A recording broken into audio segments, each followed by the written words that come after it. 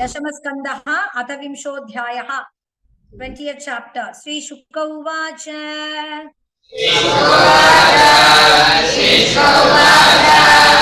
तयोः तदद्भुतं कर्म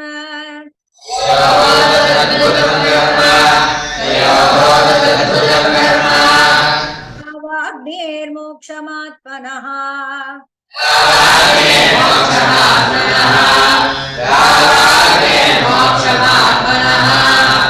गोपास्त्रीभ्यः समाचक्ष्युः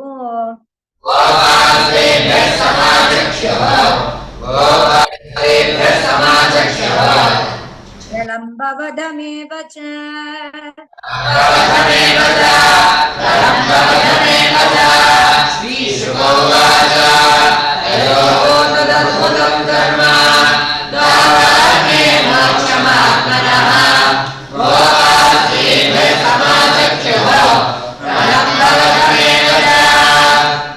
वृद्धाश्च गोप्यश्च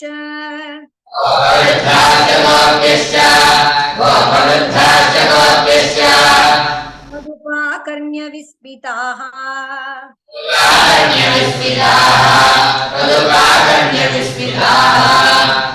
निरे देव प्रवरौ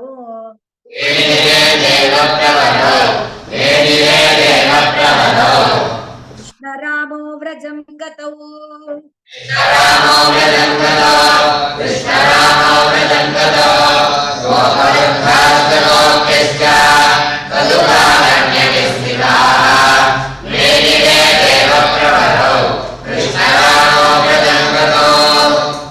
प्रावर्ततः प्रावृट्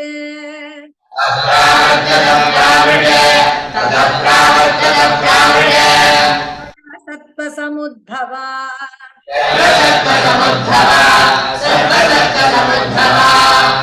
द्योतमानपरिधिः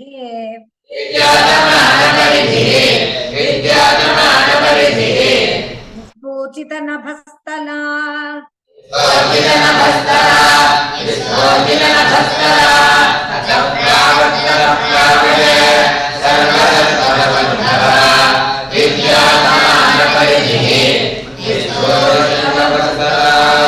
सान्द्रनीलाम्बुदैर्व्योम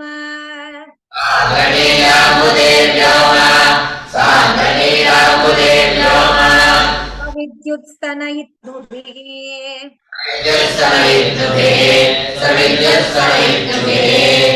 अस्पष्टज्योतिराच्छन्नम्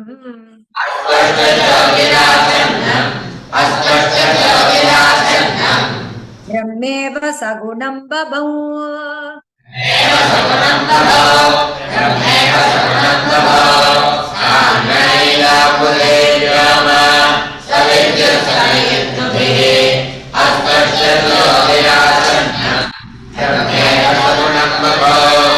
अष्टो मासानि पीतं यद्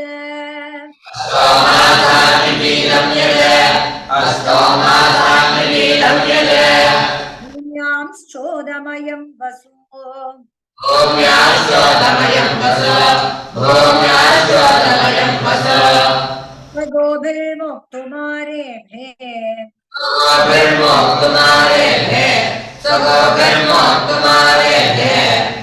पर्जन्यकाल आगते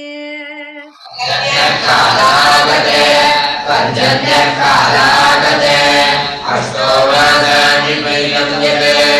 भूम्याश्चोदमयं वसु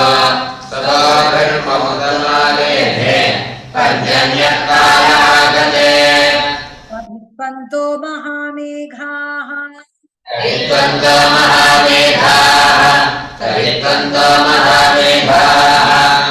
चण्डश्वसनवेपिताः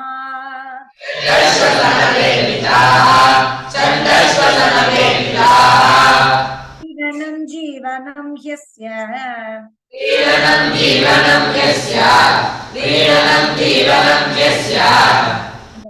करुणा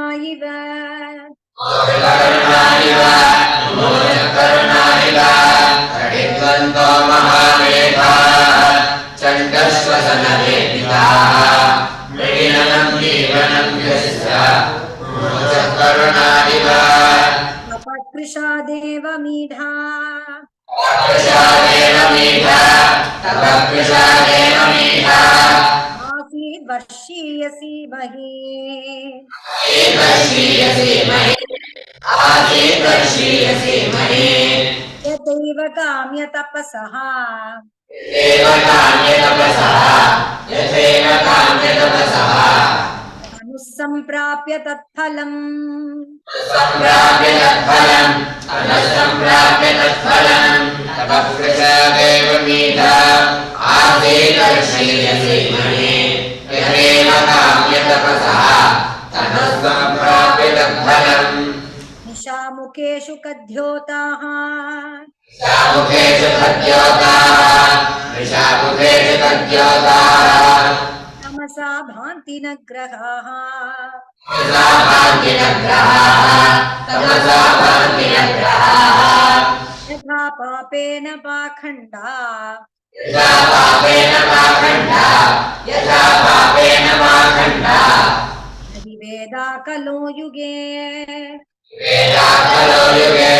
न हि वेदा कलो युगे निशामुखेषु कद्योताः तमसा भान्ति न ग्रहाः यथा पापेन पाखण्डा न हि वेदा कलो युगे स्वापर्जन्यनिनदम् श्रुतावर्जन्यनिनदम् श्रुतावर्जन्यनिनदम् मण्डूकाव्यसृजन् गिरः मण्डूकाविसृजद्गिरः मण्डूकाविसृजद्गिरः तूष्णीं शयाना प्राप्यद्वत् तूष्णीं शयाना प्राप्यद्वत् तूष्णीं शयाना प्राप्यद्वत् ब्राह्मणा नियमात्यये ब्राह्मणानियमात्यये ब्राह्मणानियमात्यये श्रुतावर्जन्यनिनदम् मण्डूकाविसृजद्गिरः तूष्णीं शयाना प्राप्यद्वत् ब्राह्मणानियमात्यये आसन्नुत्पथवाहिन्यः आसन्नुत्पथवाहिन्यः आसन्नुत्पथवाहिन्यः नद्योऽनुशुष्यतीः क्षुद्रनद्योऽनुशुष्यतीः पुंसो यथा स्वतन्त्रस्य पुंसो यथा स्वतन्त्रस्य पुंसो यथा स्वतन्त्रस्य देहद्रविणसम्पदः देहद्रविणसम्पदः देहद्रविणसम्पदः आसन्नुत्पथवाहिन्यः क्षुद्रनद्योऽनुशुष्यतीः पुंसो यथा स्वतन्त्रस्य देहद्रविणसम्पदः हरिता हरिभिश्चष्पैः हरिता हरिभिश्चष्पैः इन्द्रगोपैश्च लोहिताः गोपैश्च लोहिताः इन्द्रगोपैश्च लोहिताः उच्छिलीन्द्रकृतच्छाया उच्छिलीन्द्रकृतच्छाया उच्छिलीन्द्रकृतच्छाया नृणां श्रीरिव भूरभुत् श्रीरभूरभुवन् नृणां श्रीरभूरभुवन् हरिता हरिभिश्चष्पैः इन्द्रगोपैश्च लोहिताः उच्छिलीन्द्रकृतच्छाया नृणां श्रीरभूरभुवन् क्षेत्राणि सस्यसम्पद्भिः क्षेत्राणि सस्यसम्पद्भिः क्षेत्राणि सस्यसम्पद्भिः कर्षकाणामुदं ददुः कर्षकाणामुदं ददुः कर्षकाणामुदं ददुः धनिनामुपतापं च धनिनामुपतापं च धनिनामुपतापं च दिवाधीनमजानता देवाधीनमजानताम् देवाधीनमजानताम् क्षेत्राणि सस्यसम्पद्भिः कर्षकाणामुदं ददुः धनिनामुपतापं च देवाधीनमजानताम् जलस्थलौकसः सर्वे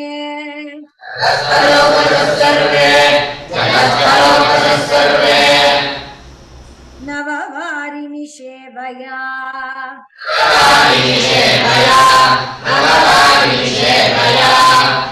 अबिभ्रद्रुचिरं रूप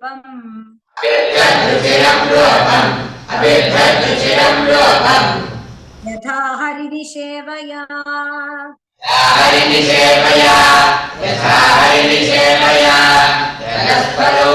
सर्वे नवहरिनिषेवया अभिद्रद्रुचिरं रूपम् यथा हरिनिषेवया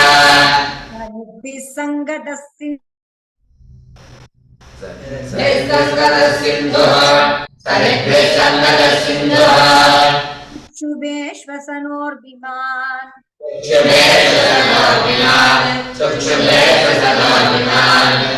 अपक्वयोगिनश्चित्तम्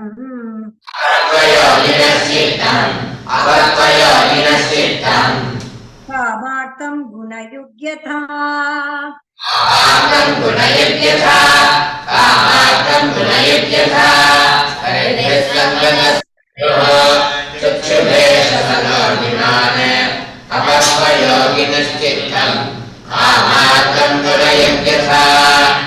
तयोवर्षधाराभिः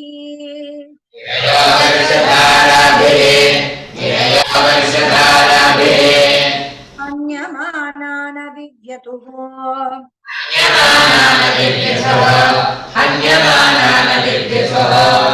अभिभूयमाना व्यसनैः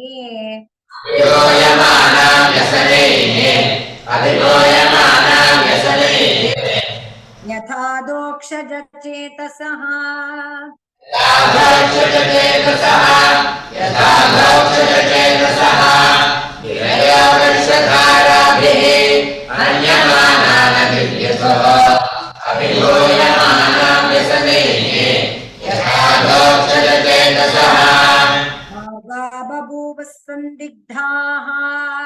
मार्गा बभूव संदिग्धाः पुनैश्छन्नाह्य संस्कृताः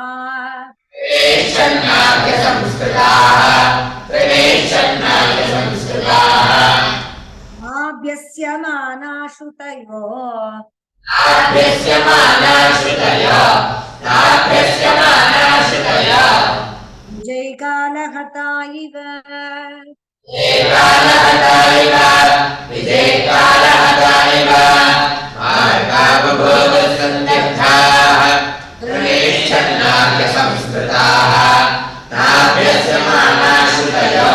विजयकालहता इव लोकबन्धुषु मेघेषु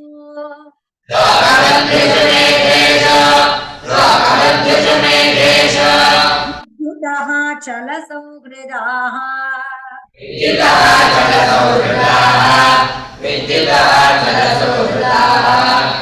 धैर्यं न चक्रुक्कामिन्यः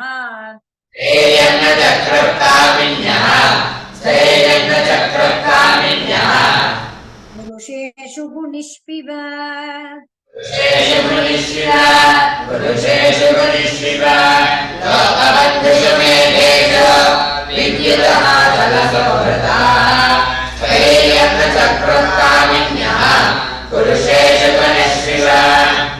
धनुर्वियति माहेन्द्रम्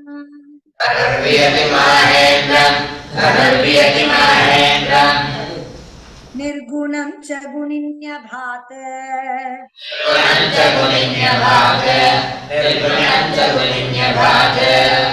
यत्ते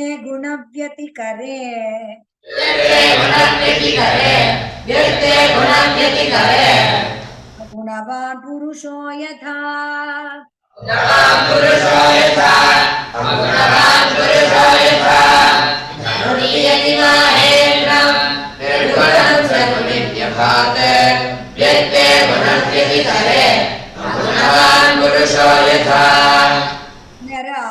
नरराजोडुपश्छन्नः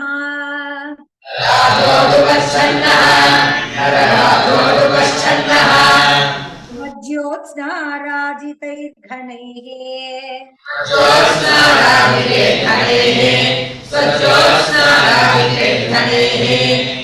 अहं मध्याभासितया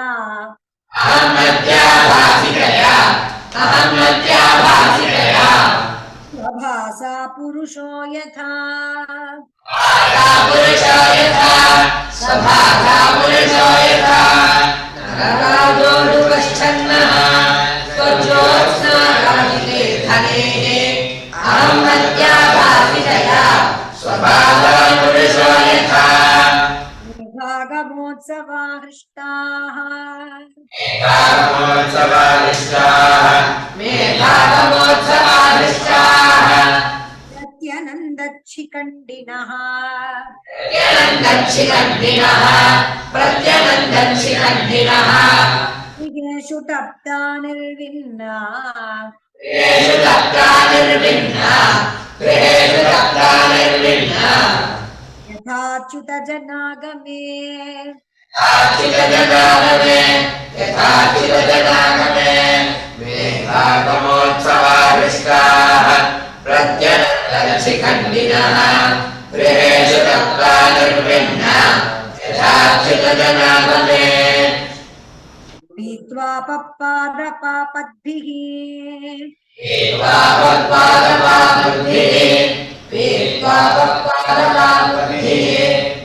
आसन्नानात्ममूर्तयः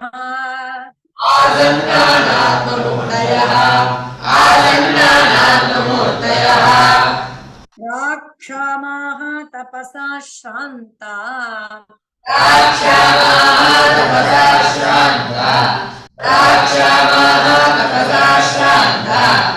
यथा कामानुसेवया यथा कामानसेवया पीत्वा पक्वादपापद्भिः आसन्नानात्ममूर्तयः राक्षामाः तपसा श्रान्ता यथा कामानुसेवया सरस्वशान्तरोधत्सु सरस्वशान्तरोधस्सु यूषुरङ्गापि सारसाः योषरङ्गापि सारसाः गृहेष्वशान्तकृत्येषु गृहेषु शान्तकृत्येषु राम्या इव दुराशयाः राम्या इव दुराशयाः सरस्वशान्तरोधस्सु न्यूषुरङ्गापि सारसाः गृहेषु शान्तकृत्येषु राम्या इव दुराशयाः चलौघैर्निर्भिद्यन्त निरभिद्यन्त लौके निरभिद्यन्त तवो वर्षतीश्वरे वर्षतीश्वरे आकण्डी नाम सद्वादैः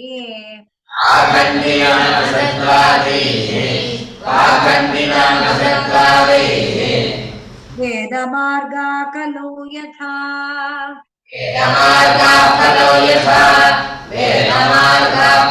यथा लोके निरभिद्यन्त श्वेतवो वर्षतीश्वरे आखण्डिनामसत्त्वादैः वेदमार्गाः कलो यथा यमुञ्जन्वायुभिर्नुम्ना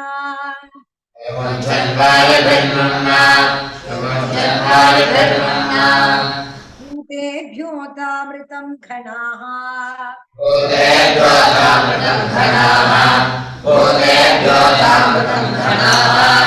यथाशिशो विश्पतयः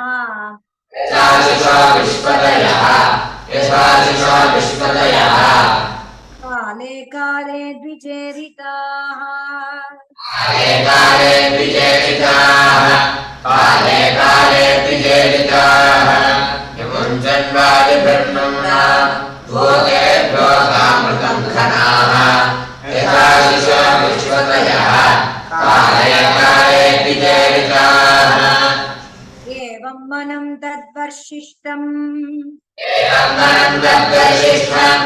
एवं मनं तद्वर्षिष्टम् पक्वखर्जूरजम्बुमत्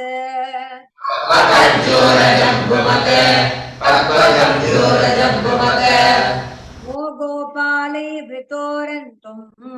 गोपाले वृतोरन्तुम् गोपाले वृतोरन्तुम् सबलः प्राविशद्धरिः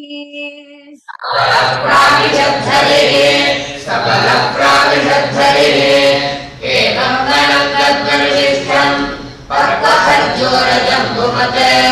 गोपाले वृतोरन्तुम् सबलः प्राविशद्धरिः श्रीहरये नमः श्रीहरये नमः श्रीहरये नमः जीवनस्मरणं गोविन्दा गोविन्दा